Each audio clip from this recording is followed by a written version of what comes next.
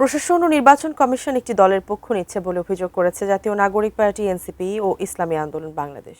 সিইসির সঙ্গে বৈঠকে দুটি দলই তুচ্ছ কারণে প্রার্থিতা বাতিলের অভিযোগ করেছে। এদিকে দ্বিতীয় দিন পর্যন্ত নির্বাচন কমিশনে আপিল করেছেন 164 জন। আরও জানাচ্ছেন মাহফুজা মুসলেহি। সারা দেশে ৩০০ আসনে ২৫০০-এর বেশি প্রার্থীর মধ্যে ৭২৩ জনের মনোনয়নপত্র বাতিল হয়েছে।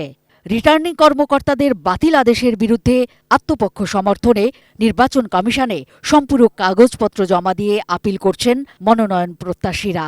মঙ্গলবার সকাল ৯টা থেকে বিকেল ৫টা পর্যন্ত অঞ্চলভিত্তিক ১০টি বুথে আপিল আবেদন পড়ে ১২২টি। আপিলকারীদের অনেকেই ইসির নিরপেক্ষতা নিয়ে প্রশ্ন তোলেন। স্বতন্ত্র প্রার্থীদের ক্ষেত্রে ১% ভোটারের সই নিয়েও তাদের আপত্তি। 1% আইনটি নির্বাচনকে ব্যাহত করছে এবং নির্বাচনের পরিবেশকে ব্যাহত করছে।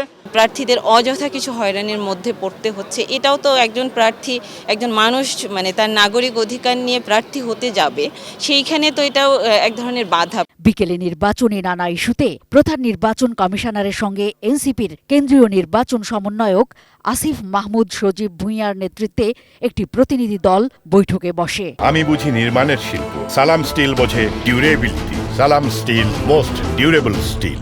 একই ইস্যুতে পরে বৈঠকে বসেন ইসলামী আন্দোলন বাংলাদেশের নেতারাও।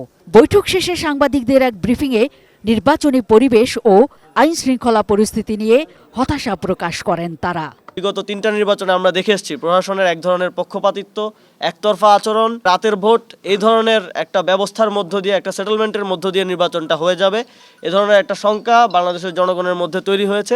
দুই একটি রাজনৈতিক দলের প্রধান তারা ভিভিআইপি প্রটোকল পাচ্ছে, নতুন ফেসিবাদ তৈরির জন্য বিভিন্ন উপাদান তারা সামনে হাজির করছে। এটা আমরা শঙ্কিত।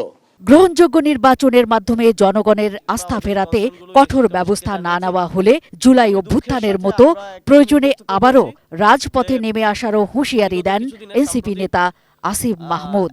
একটি দলের চেয়ারপারসন দেশে এসেছেন, আমরা দেখলাম যে বিভিন্ন সরকারি কর্মকর্তারা, বিভিন্ন গোয়েন্দা সংস্থার প্রধানগণ একটা পার্টি অফিসের দিকে তাদের কেবলা ঠিক করে ফেলেছেন। তারা সেখানে নিয়মিত যাচ্ছেন এবং আমরা মনে করছি যে এটা বাংলাদেশের গণতন্ত্রের জন্য হুমকি স্বরূপ।